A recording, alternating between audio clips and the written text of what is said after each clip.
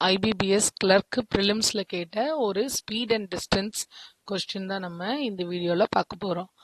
A 300 meter long train can cross 190 meter long platform.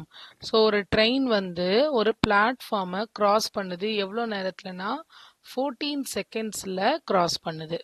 So இனிஷியலாக நமக்கு வந்து train வந்து கிராஸ் ஆகுது. So along the track, opposite direction கிடையாது, இது வந்து along the track.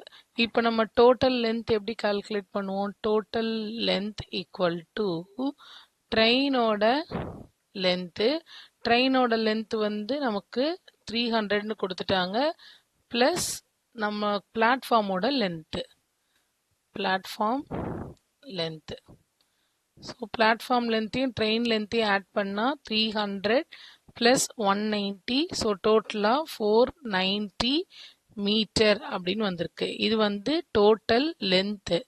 Total length and டைமும் கொடுத்துட்டாங்க. அப்போ நம்ம இதுலேருந்து என்ன கண்டுபிடிக்கலாம்? ஸ்பீட் கண்டுபிடிக்கலாமா? So speed equal to distance divided by time. டிஸ்டன்ஸ்ன்றது இங்கே length of the train plus length of the platform. So அதோட டிஸ்டன்ஸ் வந்து 490, கீழே டைம் வந்து 14 செகண்ட்ஸ். ஸோ இதை நான் கேன்சல் பண்ணால் எனக்கு என்ன வரும்? 14 டேபிள்ஸில் இதை கேன்சல் பண்ணும்போது 49 கேன்சல் பண்ணால் 3 டைம்ஸ் 12, 42 வருது, 70 வரும், 5. ஸோ 35 மீட்டர் பர் செகண்ட் அப்படின்னு ஆன்சர் வருது.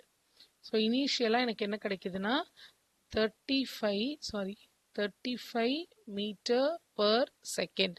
ஃபர்ஸ்ட் பார்ட் முடிஞ்சிருச்சு. If the speed of the train increases, இது வந்து ஃபர்ஸ்ட் பார்ட். செகண்ட் வந்து speed increases by 20%. Speed increases by 20%னா இனிஷியலாக அதோட ஸ்பீட் வந்து 35 meter per second. So increase ஆகும்போது என்ன வரும்? எனக்கு 120%. 20% இன்க்ரீஸ்னா 120% ஆஃப் 35 கண்டுபிடிக்கணும். So 120 by 100 into 35. 5 டேபிள்ஸில் போடும்போது இது 7, இது 20. ஸோ இங்கே கேன்சல் பண்ணும்போது 6 டைம்ஸ் 42 வருது. ஸோ இப்போ என்னோட ஸ்பீடு இன்க்ரீஸ் ஆனதுக்கப்புறமா 42 மீட்டர் பர் செகண்ட் அப்படின்னு வந்திருக்கு. இப்போ அடுத்த பார்ட்டுக்கு போயிடலாம். தென் ஃபைண்ட், இது எல்லாத்தையும் வச்சுட்டு then find the time in seconds taken by the train to cross a man with a speed of 10.8 kilometer per hour in opposite direction. So அவங்க வந்து டைரக்ஷனை ஆப்போசிட் டைரக்ஷன் கொடுத்துட்டாங்க. நம்மளை என்ன கண்டுபிடிக்க சொல்லியிருக்காங்கன்னா டைம் கண்டுபிடிக்க சொல்லியிருக்காங்க. Train crosses a man with a speed of, இப்போ மேனோட ஸ்பீடை கிலோமீட்டர் பர் ஹவரில் கொடுத்துருக்காங்க.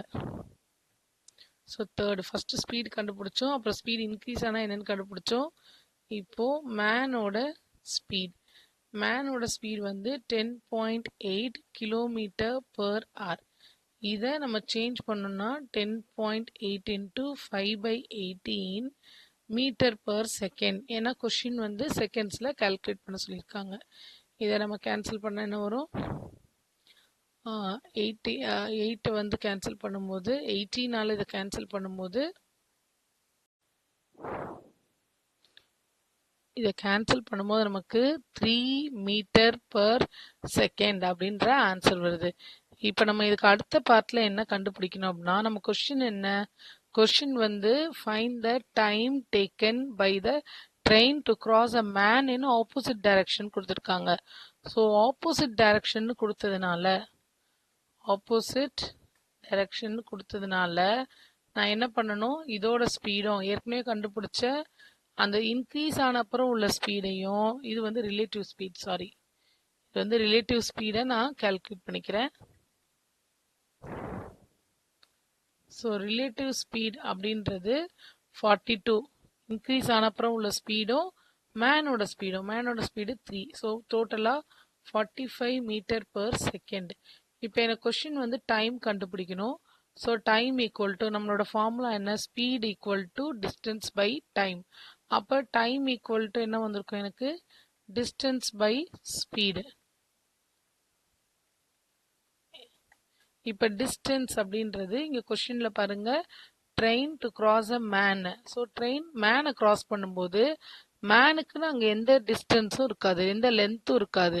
அப்போ அங்கே ஸோ ஃபஸ்ட்டு நம்ம என்ன பண்ணியிருந்தோம்னா ட்ரெயினோட லென்த்து பிளாட்ஃபார்மோட லென்த்துன்னு ஏன் எழுதியிருந்தோம் அப்படின்னா ட்ரெயின் கிராஸ் பண்ணும்போது ட்ரெயினோட லென்த்து மட்டும் கிடையாது, பிளாட்ஃபார்மோட லென்த்தும் சேர்ந்து தான் விசிபிளாக நமக்கு தெரியும், அதுவும் வந்து அங்கே அவைலபிள். பட் ஒரு மேனை கிராஸ் பண்ணும்போது மேனுக்குன்னு லென்த்து கிடையாது, அப்போ ட்ரெயினோட லென்த் மட்டும்தான் இங்கே மேட்டர்ஸ். ஸோ ஈக்குவல் டு ட்ரெயினோட லென்த்து 300, இந்த ரிலேட்டிவ் ஸ்பீடுன்றது மேனோட ஸ்பீட் ட்ரெயினோட ஸ்பீட் ரெண்டும் சேர்ந்து எனக்கு 45 அப்படின்னு வந்திருக்கு. இதை கேன்சல் பண்ணால் நமக்கு டைம் டேக்கன் தெரிஞ்சிடும். ஸோ இதை கேன்சல் பண்ணும்போது 5ல் கேன்சல் பண்ணும்போது 60, இது 9. ஸோ திருப்பி கேன்சல் பண்ணும்போது 6.666 போயிட்டே இருக்கும் செகண்ட்ஸ். ஸோ 6.6 மேலே வந்து ஆன்சர் வந்து 6.67 செகண்ட்ஸ்.